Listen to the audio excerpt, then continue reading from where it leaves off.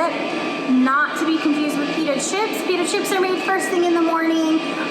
So they sit on your chip rack and they are intended as a grab and go item, where the pita and dip is not made until the customer orders it. It is served warm. And it's just a great add-on item. It's a great additional thing to, if people get a small pita, they get a salad, or even soup. So, what changed? You might have noticed the caloric information changed a little bit, and that's because we added some stuff to it, just to give it a little bit more flavor than when it was just the pita bread warmed up in a side of dip.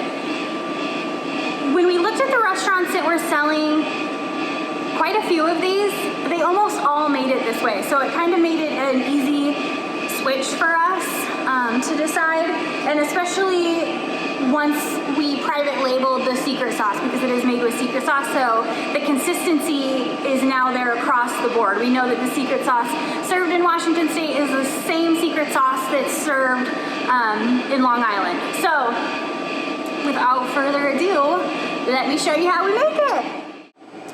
For this recipe, everything that you need for it, you already have in the restaurant. So we're not bringing anything new into the mix here. It's all stuff you already have. The only thing is that if you sell a lot of it, you might consider moving the seasonings over by your grill if you have space. But if you don't, no big deal. Just step back into your sandwich line and grab it from there. What you need: secret sauce. Since we private labeled the secret sauce, it obviously has made the caloric information uniform across the board. So that was an easy add-on, tons of flavor, super good. And then you'll need garlic Romano. Remember, this one is in the bigger lid. And then of course Parmesan, also in the bigger shaker lid. And then your pita, of course. So first things first, you will get your pita. For this example, we are using a white bread pita.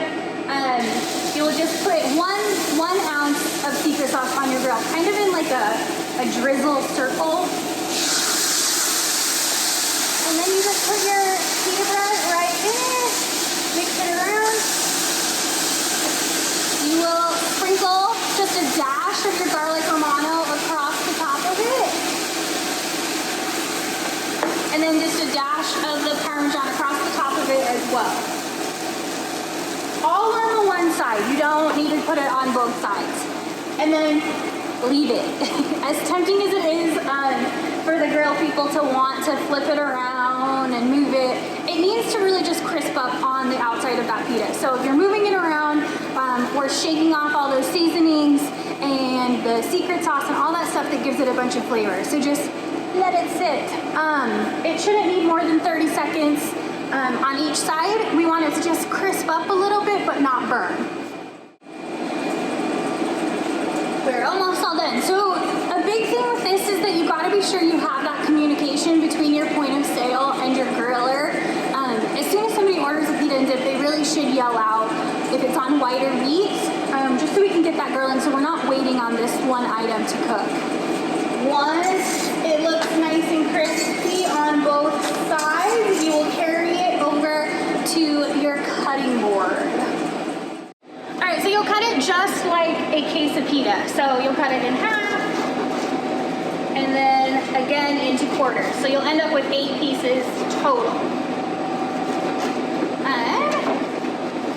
And then you will put them into one of the small salad containers.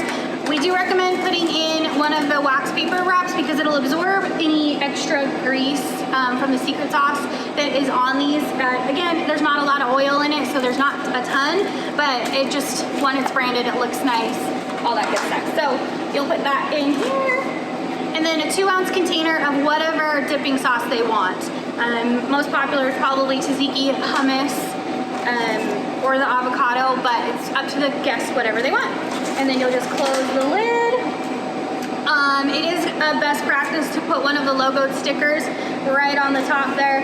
Again, it's just a way to brand the item, and it looks nice and clean and awesome. So, some best tips for it is it's super important to watch what your employees are putting on the grill as far as secret sauce goes. It's really easy to make this have too much secret sauce on it, and then it never crisps up right.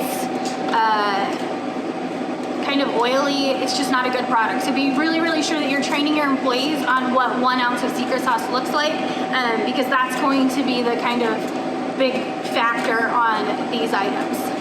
All right, keep selling them, guys.